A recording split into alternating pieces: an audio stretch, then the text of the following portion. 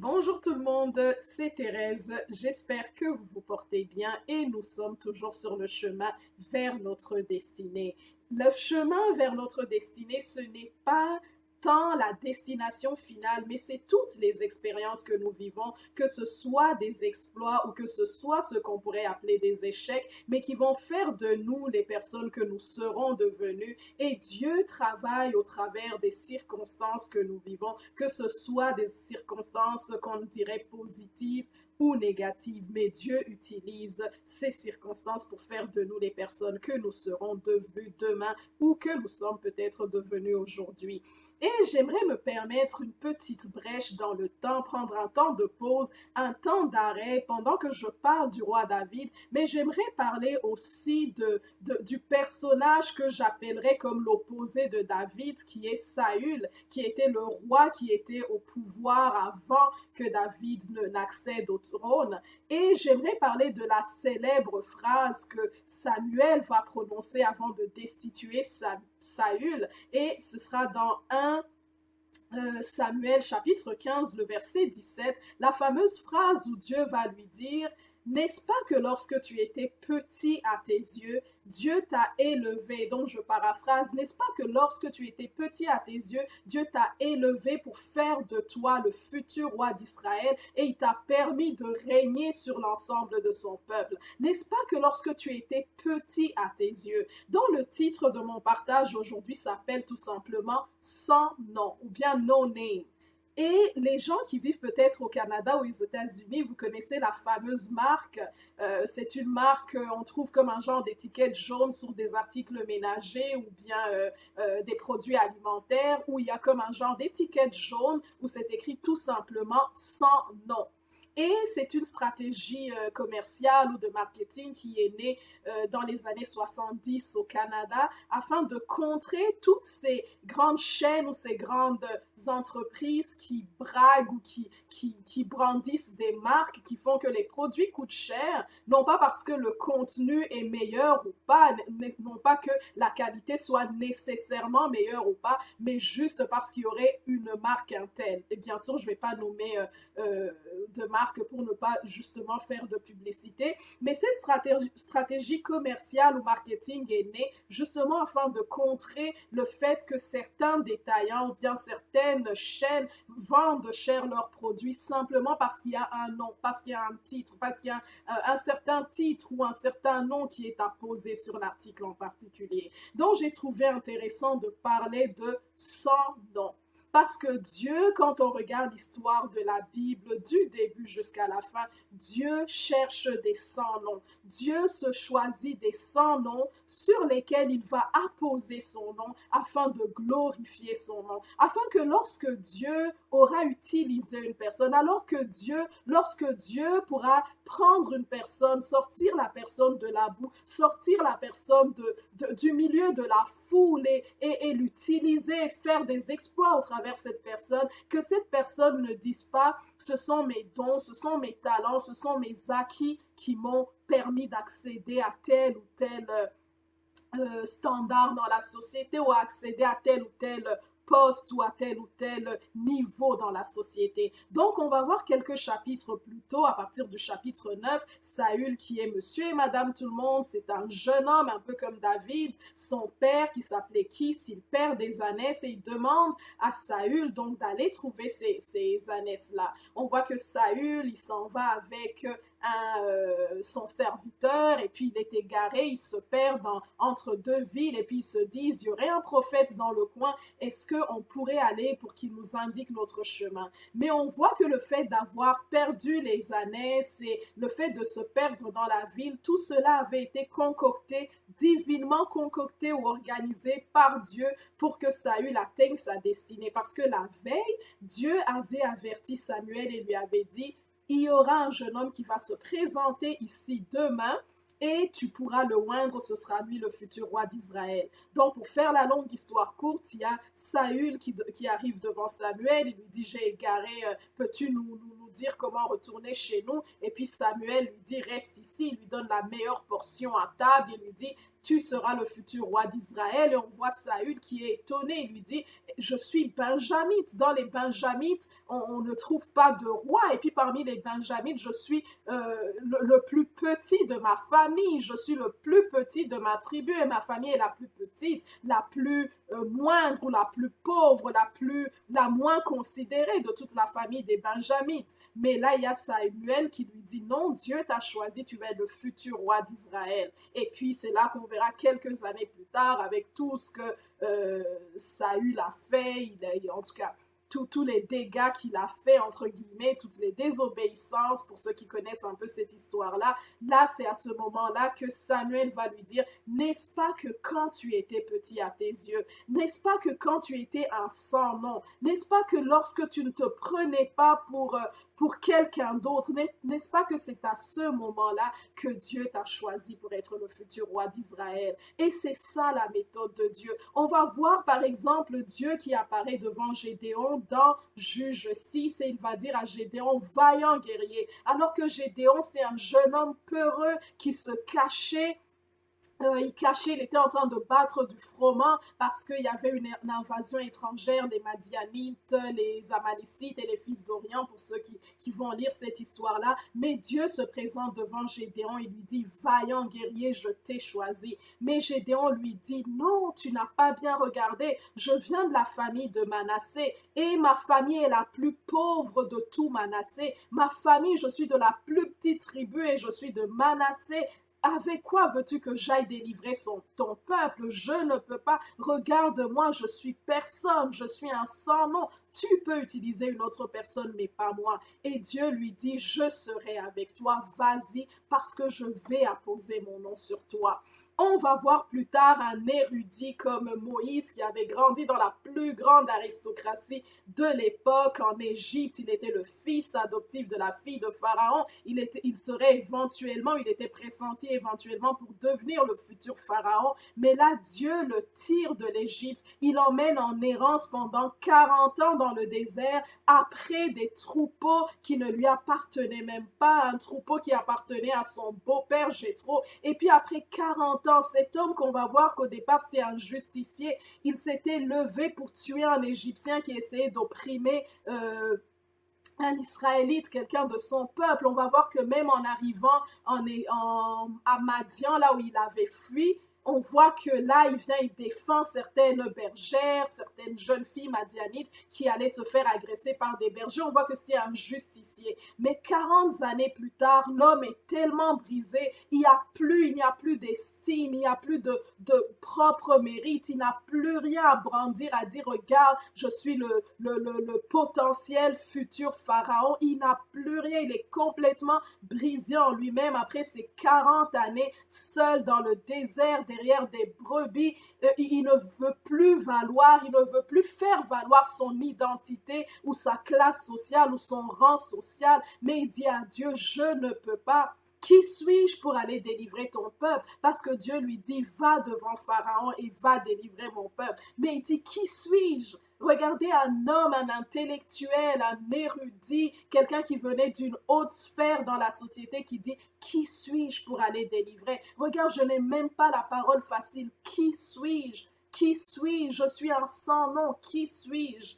Et on voit que c'est cet individu-là que Dieu choisit pour aller délivrer son peuple. Il dit, qui suis-je? Et Dieu lui dit, je serai avec toi. Il appose encore une fois, son nom sur Moïse qui ne se considère plus, qui ne veut plus faire valoir ses titres, qui ne veut plus faire valoir ses mérites. Et on va voir plusieurs exemples de ce genre-là dans la Bible. On va voir Rahab qui était une prostituée, qui était une sans nom, qui était personne, qui était une prostituée. Et Dieu vient, il a choisi, il la greffe même à la lignée du Messie. On va voir une femme comme Ruth, une Moabite, qui venait d'une lignée d'inceste, que Dieu choisit également, et il la rend grand-mère du plus grand roi d'Israël. Il prend une sans nom, il la greffe à la lignée du roi David, il la greffe comme la grand-mère ou l'arrière-grand-mère du roi David. On va voir une jeune orpheline comme Esther que Dieu va prendre, qui était esclaves ou qui étaient en captivité en Perse, dans un pays étranger, mais Dieu les lève pour l'établir comme la future reine du roi, reine ou l'épouse du roi Assuérus. Et on va voir tellement d'exemples comme Jérémie que Dieu a choisi, comme Jephthé qui était le fils d'une courtisane qu'on avait même chassé. On disait, tu es le fils d'une courtisane, on ne peut pas t'accepter, on l'a chassé. On voit des personnes que Dieu a établies comme David lui-même qui était un simple petit berger. On voit Amos que Dieu a choisi qui n'était pas prophète, qui n'était pas parmi les fils de prophètes ou les aspirants prophètes, mais que Dieu choisit pour aller parler en son nom. On voit que Dieu choisit des sans-noms pour aller le représenter. Et on va voir plus proche de nous dans le Nouveau Testament, on va voir l'apôtre Paul qui était également un érudit, comme il dit lui-même, il était pharisien des pharisiens. Ça veut dire que c'était un homme qui était capable d'appliquer la loi rabbinique, de l'appliquer et même de la faire appliquer, de demander à ce elle soit appliquée dans la société de l'époque. Il était pharisien des pharisiens, il venait de la meilleure école auprès d'un grand rabbin Gamaliel, et il se vantait de ses mérites, il se vantait, il était hébreu, il avait tout ce qui pouvait le qualifier pour être le candidat idéal pour Dieu. Mais on voit que quand Dieu va le rencontrer, il va pas dire waouh, écoute Paul, j'avais tellement hâte de te rencontrer, regarde avec tout ce que j'ai mis en toi, avec tes dons, tes talents, regarde, on va faire des exploits ensemble. Au contraire, quand il le rencontre sur le chemin de Damas, on voit Paul qui tombe par terre. À l'époque, il s'appelait Saul. Il tombe par terre et Dieu lui dit, pourquoi tu me persécutes? Et on va voir que Saul, excusez-moi, va rester quelques jours aveugle quelque part dans sa maison. Pendant 3 jours, il est aveugle. Et Dieu n'a pas pris l'équipe des apôtres qui étaient déjà là en place, Paul, Pierre, excusez-moi, Pierre, Jacques, Jean, en tout cas tous les disciples qui étaient là, il ne les a pas suscités et dire j'ai un grand quelqu'un qui est quelque part, allez lui imposer les mains pour qu'il soit guéri. Il prend un sans nom, il prend une personne du nom d'Ananias, un sans nom, il lui dit va imposer les mains à Paul qui va devenir l'un des plus grands apôtres.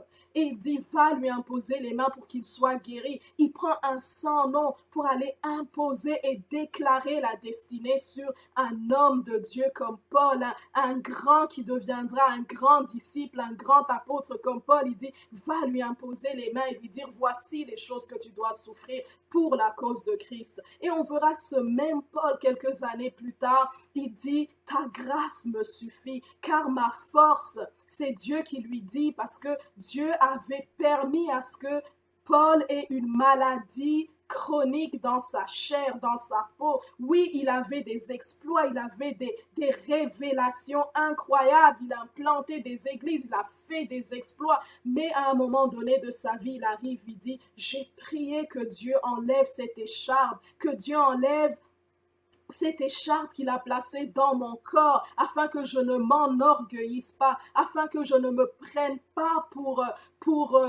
quelqu'un d'autre, afin que je ne m'enorgueillisse pas. Dieu a mis une écharpe dans ma chair, afin que je ne m'enorgueillisse pas. Et Dieu dit à Paul, ma grâce te suffit car ma force se manifeste dans tes faiblesses. Dieu choisit des personnes faibles. Il dit même dans sa parole, il prend les choses viles de ce monde pour se glorifier afin de confondre les sages. Parce qu'à un moment donné, Dieu y met des talents en nous. Dieu y met des capacités en nous. Dieu y met des dons en nous, mais on peut arriver à un moment donné où on se dit, c'est ma science qui m'a acquis ces choses, ce sont mes compétences qui m'ont acquis ces choses, ce sont mes forces qui m'ont acquis ces choses, alors que c'est Dieu qui nous les a données. Aujourd'hui, on peut même voir l'exemple, notre exemple parfait qui est Jésus-Christ, qui est descendu au milieu de nous, qui s'est revêtu d'humilité, qui s'est revêtu d'un corps mortel. Et la Bible nous dit, même en existant en tant que Dieu, il n'a pas regardé comme une proie à arracher d'être semblable ou égal à Dieu, mais il s'est humilié, il a pris la forme d'un serviteur, il nous a servi. On va voir même même dans Jean 13, quelques jours avant la Pâque, il a enlevé ses vêtements glorieux, alors que ses disciples étaient en train de se disputer ou bien de discuter, de dire qui est le plus grand dans le royaume de Dieu. Parce que malheureusement, nous les humains, on est comme ça. Nous avons besoin de gloire, nous avons besoin de savoir c'est qui le plus grand, c'est qui a les meilleurs dons, c'est qui a les meilleurs titres, c'est qui a les meilleurs acquis, les meilleures compétences. Et les disciples étaient en train de discuter, de dire c'est qui le plus grand. Et puis Jésus, il enlève son vêtement. Il prend un linge, comme dit la Bible, il se ceint d'un linge, il prend la position d'un esclave sans nom, il prend la position d'un esclave sans nom, il s'agenouille devant les disciples et il lave leurs pieds et il leur montre, voici le plus grand dans le royaume de Dieu. C'est celui qui accepte de s'enlever ses titres, d'enlever ses compétences, d'enlever sa propre gloire et de servir, de vivre dans l'humilité. Et on va voir l'opposé de cela dans Ézéchiel 28. Lucifer, qui est Satan aujourd'hui, à qui Dieu avait pourvu des dons, des qualités. On dit qu'il était d'une beauté parfaite. Dieu avait placé des instruments à son service, des pierres précieuses, d'escarboucles, de saphirs à ses pieds. Mais à un moment donné, avec toutes ces capacités, toute cette gloire, toute cette force, toutes ces richesses, il s'est dit, je suis égal à Dieu, je n'ai pas besoin de Dieu. Aujourd'hui, notre société, avec la science, avec toutes les découvertes scientifiques, technologiques, on se dit, on n'a plus besoin de Dieu. C'est ma science qui m'a acquis toutes ces choses. Mais on voit dans la parole de Dieu que Dieu a précipité Lucifer. Il a précipité dans son orgueil, il lui a dit, tu n'es qu'un homme et tu vas mourir comme un homme parce que tu n'es pas Dieu. Quand nous voulons nous élever et être égal à Dieu, quand nous disons nous n'avons pas besoin de Dieu, ce sont nos compétences, nos connaissances, notre richesse, notre science, notre science qui nous a acquis toutes ces choses. Dieu veut nous montrer le modèle, il s'est humilié. Et la Bible dit, Dieu fait grâce aux humbles, mais il résiste aux orgueilleux. Je vais vous laisser avec ceci. On va voir dans 2 Samuel, je pense, le chapitre 6, on voit David à un moment donné qui fait rentrer l'arche de l'Éternel, la gloire de l'Éternel. Et il y a sa femme qui était dans son appartement, qui le regardait parce que David, il dansait, il a laissé toute sa gloire. C'était un roi, mais il s'est dit, je m'en fous de ma gloire, je m'en fous de mes titres, je m'en fous de mes acquis, je vais danser pour ce Dieu-là en qui j'ai cru. Mais quand il rentre à la maison, sa femme, qui était la fille de Saül, Michal, qui va lui dire comment un roi comme toi tu peux te déshonorer et te comporter comme ça devant le peuple. Et David lui dit, je me rabaisserai encore plus, je me rabaisserai même si je devrais perdre tous les titres dont je paraphrase. Il dit, je me rabaisserai, mais pour que mon Dieu soit élevé, parce que je dois danser en face de ce Dieu qui a ôté le trône à ton père et qui me l'a donné. On va voir aussi Jean qui dit, je vais décroître afin que Christ seul soit élevé. Si nous voulons être élevés, reconnaissons que seul Dieu est Dieu. Il nous a créés, il nous a donné la science, il nous a donné la connaissance. Tout don parfait, comme on lit dans le livre de Jacques, nous vient d'en haut. Si notre société est hyper technologique, si la science a atteint son apogée, c'est parce que Dieu a placé en l'homme cette capacité, cette connaissance, et nous devons juste nous humilier sous sa main puissante et dire, oui, nous avons des capacités, oui, nous avons des dons, nous avons des talents, et nous avons peut-être des titres, comme on peut le voir un peu dans notre communauté, la communauté chrétienne, mais ce n'est pas ça qui fait de nous la personne que Dieu, ou ce n'est pas ça qui nous identifie, ce n'est pas ça qui nous donne la prééminence devant le Seigneur. Donc, humilions-nous, acceptons que Jésus-Christ est le seul nom qui a été donné. Faisons-nous à son image, revêtons-nous d'humilité et Dieu va nous élever. Soyons des sans-noms à nos propres yeux, comme dit la parole de Dieu. C'est sûr que la parole de Dieu n'utilise pas le terme sans nom, mais soyons petits à nos propres yeux et Dieu nous élèvera, Dieu nous utilisera, on pourra servir à la gloire de Dieu et que Dieu vous bénisse. Et pour ceux qui ne connaissent pas Jésus-Christ, le seul abri, le seul nom qui a été donné au-dessus de tout autre nom, ce n'est pas le nom de nos compétences, ce n'est pas le nom de nos titres, mais c'est ce nom, le nom de Jésus-Christ, ce Jésus-Christ qui s'est humilié, qui est mort jusqu'à la mort la plus pire, la plus horrible de tous les temps. Il est mort à la croix comme un paria, comme un criminel, et c'est là que Dieu l'a élevé. Et c'est à ce moment qu'il avait porté nos péchés, nos iniquités. Si tu ne connais pas Jésus-Christ, le seul nom qui t'a été donné, ce n'est pas le nom d'une religion, ce n'est pas le nom d'une dénomination, ce n'est pas le nom d'une école de pensée, ce n'est pas le nom d'un philosophe ou d'une philosophie, ce n'est pas le nom d'une théologie, ce n'est pas le nom d'une science quelconque, mais c'est le seul nom, le seul nom, le seul nom qui est le nom de Jésus-Christ. Que Dieu vous bénisse et que Dieu nous garde des bonnes semaines. Bye.